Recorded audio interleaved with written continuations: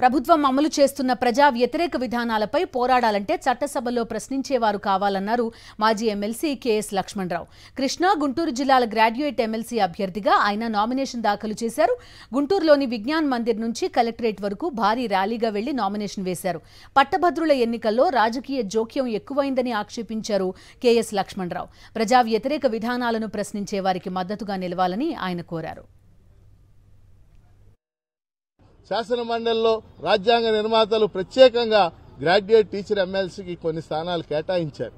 వీటిలోంచి ఉద్యమ నాయకులు, కార్మిక నాయకులు, మేధావులు ఇలాంటి వాళ్ళు రావాలని రాజ్యాంగ నిర్మాతలు ఆశించారు. కానీ వీటిల్లో కూడా ఈరోజు రాజకీయ పార్టీలు, అధికారంలో ఉన్న పార్టీలు చొచ్చుకు రావడం అనేది మనం చూస్తూ ఉన్నాం. అందుకని ఈరోజు ఉభయ జిల్లాల్లో కూడా గ్రాడ్యుయేట్స్ పెద్ద ఎత్తున ఎన్రోల్ అయ్యారు. 3,46,000 మంది. వారందరూ కూడా ఖచ్చితంగా పెద్ద ఎత్తున నాకు తొలి ప్రాధాన్యత ఓటు ఫిబ్రవరి 7న వేస్తారని ఆశిస్తున్నాను. ఇంతకు ముందు కూడా అధికార పార్టీలను ఓడించి మేము గెలుపొందడం అనేది జరిగింది.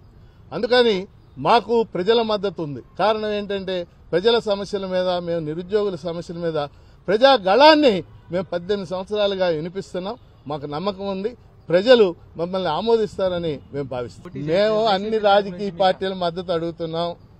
ఏ రాజకీయ పార్టీ అయినా మమ్మల్ని బలపరచవచ్చు. ప్రజాస్వామ్యం మాకేం అభ్యంతరం లేదు. మా అంతటి మేము ఎవరిని కూడా మద్దతు కూడా అడగలేదు.